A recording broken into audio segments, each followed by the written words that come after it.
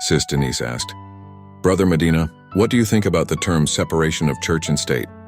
Brother Medina answered, well, the term is an unfortunate one now in common use. You see, my dear, the phrase is not in the U.S. Constitution nor in the Declaration of Independence. It was used traditionally after the Protestant Reformation in the early 16th century to mean that the state must leave religious faith alone and not enforce any state religion, nor restrict or ban any religion. Thomas Jefferson in the early 1800s used the phrase in the same sense. He used it to mean that religion must be separated from legislation by Congress. Brother Medina continued. Here is the real context of its use. On October 7, 1801, the Danbury Baptist Association of Danbury, Connecticut, sent a letter to President Thomas Jefferson expressing their concern that the protection for religion had been written into the laws and Constitution, believing strongly that freedom of religion was an inalienable right given by God. The fact that it appeared in civil documents suggested that the government viewed it as a government-granted, rather than a God-granted right. Apprehensive that the government might someday wrongly believe that it did have the power to regulate public religious activities, the Danbury Baptists communicated their anxiety to President Jefferson.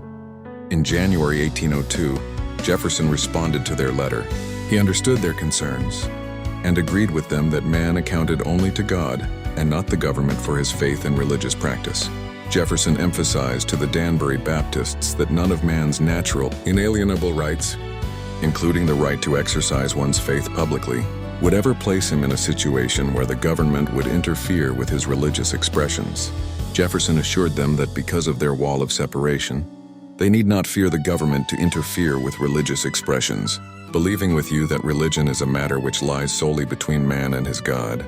I contemplate with sovereign reverence that act of the whole American people, which declared that their legislature should make no law respecting an establishment of religion or prohibiting the free exercise thereof, thus building a wall of separation between church and state. This came from David Barton, Separation of Church and State, page 12. Brother Medina continued. So in 1878, the Supreme Court quoted from Jefferson's letter and made the following ruling. The rightful purposes of civil government are for its officers to interfere with religion only when its principles break out into overt acts against peace and good order. In this is found the true distinction between what properly belongs to church and what to the state. Congress was deprived of all legislative power over mere religious opinion, but was left free to reach religious actions that were in violation of social duties or subversive of good order. The only acts that the government could legally intrude in were what this quote shows.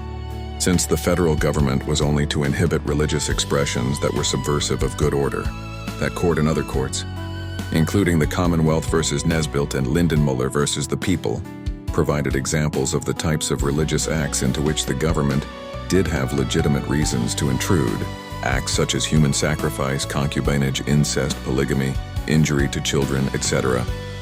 But in traditional religious practices like public prayer, the use of scriptures, etc., the government was never to interfere. This was the clearly understood meaning of Jefferson's separation letter and the manner in which it was applied for a century and a half.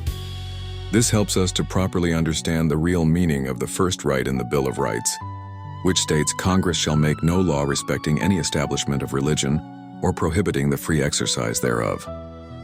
The body the clause addresses is Congress, not the people.